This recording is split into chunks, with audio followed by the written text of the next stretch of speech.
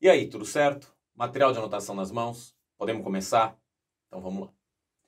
No final do século XIX, o mundo se sujeitava à supremacia econômica de algumas potências capitalistas europeias, sobretudo a Inglaterra. Surgiam, entretanto, indícios do deslocamento desse centro econômico, pois alemães e norte-americanos sobrepunham-se aos ingleses na produção de ferro, aço, matérias-primas fundamentais para o desenvolvimento industrial do período. Nos Estados Unidos, as indústrias química, elétrica e automobilística se desenvolviam consideravelmente. E na Alemanha, a indústria bélica prosperava com o Programa Naval de 1900, que visava conquistar um tardio império colonial, o que despertava e acirrava a rivalidade britânica.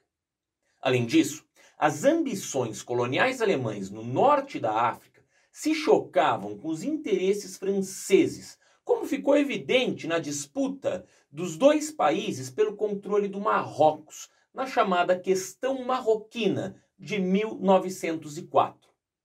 Esse é o contexto da charge inglesa do Kaiser, o imperador, Guilherme II, na banheira, reproduzida aqui do lado.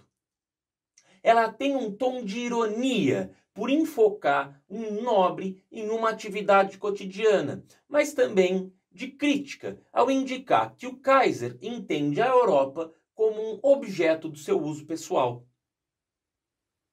A Inglaterra, por meio de suas casas bancárias, era responsável por mais da metade do total de capitais investidos em várias partes do mundo e constituía o maior império colonial e uma das maiores potências militares do início do século XX.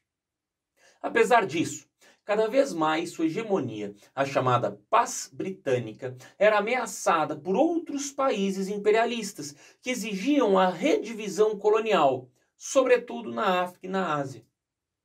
A esses elementos desafiadores da paz mundial vieram se somar as reivindicações das minorias nacionais europeias, que exigiam direito de autogoverno, baseando-se nos ideais de unificação italianos e alemães e intensificando o militarismo europeu. Poloneses, irlandeses, finlandeses e principalmente os povos do Império Austro-Húngaro, ou seja, húngaros, e grupos eslavos como os sérvios, os croatas e os eslovenos lutavam por suas independências, envolvendo as grandes potências e ativando suas rivalidades. Como vimos, a derrota francesa na Guerra Franco-Prussiana acarretou a perda da região da Alsácia-Lorena para a Alemanha, o que despertou um forte espírito nacionalista de revanche entre os franceses, abrindo a possibilidade de uma nova guerra europeia. A Alemanha, desde sua unificação, fundamentou a política externa no isolamento da França, criando um sistema internacional de alianças político-militares que cerceassem o revanchismo francês. Em 1873, o chanceler alemão Otto von Bismarck instaurou a Liga dos Três Imperadores, da qual faziam parte a Alemanha, a Áustria-Hungria e a Rússia. Entretanto, as divergências entre a Rússia e a Áustria com relação à região dos Balcãs, originadas do apoio russo às minorias eslavas da região que almejavam a independência, acabaram com a aliança em 1878.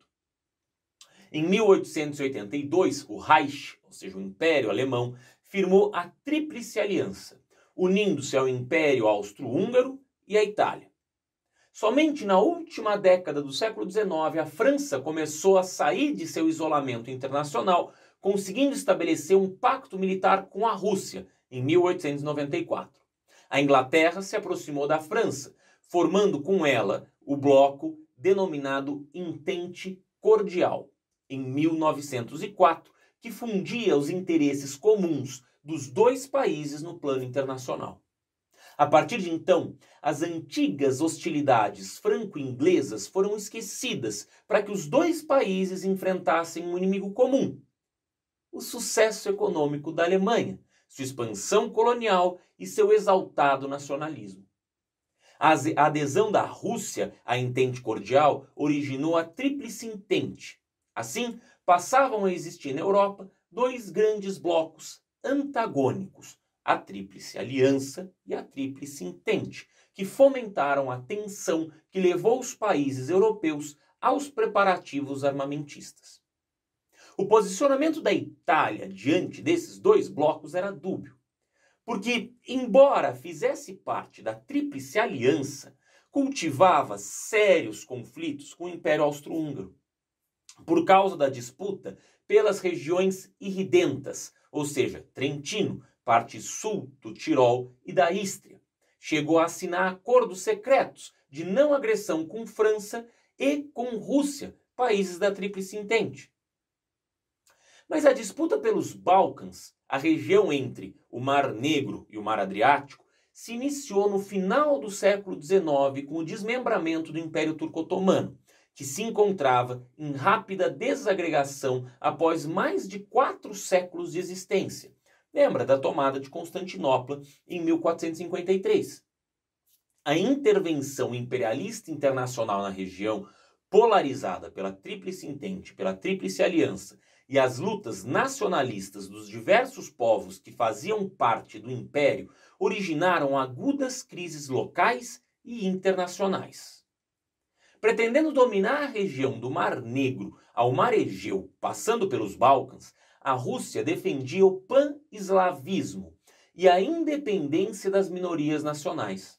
Sua intenção era unificar os povos eslavos balcânicos, libertando-os do enfraquecido Império Turco e garantindo sua influência e supremacia sobre as novas nações. Mas e o Império Austro-Húngaro? Reunidos a partir de 1912 em uma coligação de países balcânicos contra o arruinado Império Turco, os países da região acabaram se desentendendo quanto à definição de fronteiras. Em 1913, a Bulgária, apoiada pela Áustria-Hungria, atacou a Sérvia, mas foi derrotada pela coligação desse país, Sérvia, com Montenegro, Romênia e Grécia. Ao mesmo tempo, os povos eslavos da Bósnia e da Herzegovina, submetidas ao domínio austro-húngaro, aproveitavam-se da situação e se rebelavam, buscando a independência, com respaldo da Sérvia. Pretendendo acalmar os ânimos na região, em 1914, o herdeiro do trono austro-húngaro, o arquiduque Francisco Ferdinando, viajou a Sarajevo, capital da Bósnia, com o objetivo de acompanhar manobras militares e, ao mesmo tempo, afirmar a força da monarquia austro-húngara. Em 28 de junho de 1914, entretanto, Francisco Ferdinando foi assassinado por terroristas bósnios num atentado planejado pela organização secreta sérvia Mão Negra, também denominada União ou Morte, contrária ao domínio austríaco.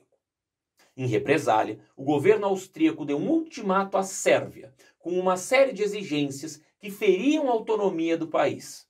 Os sérvios não aceitaram as exigências, o que frustrou as possibilidades de uma solução pacífica para o impasse criado com o assassinato. Em 1º de agosto de 1914, o Império Austro-Húngaro declarou guerra à Sérvia.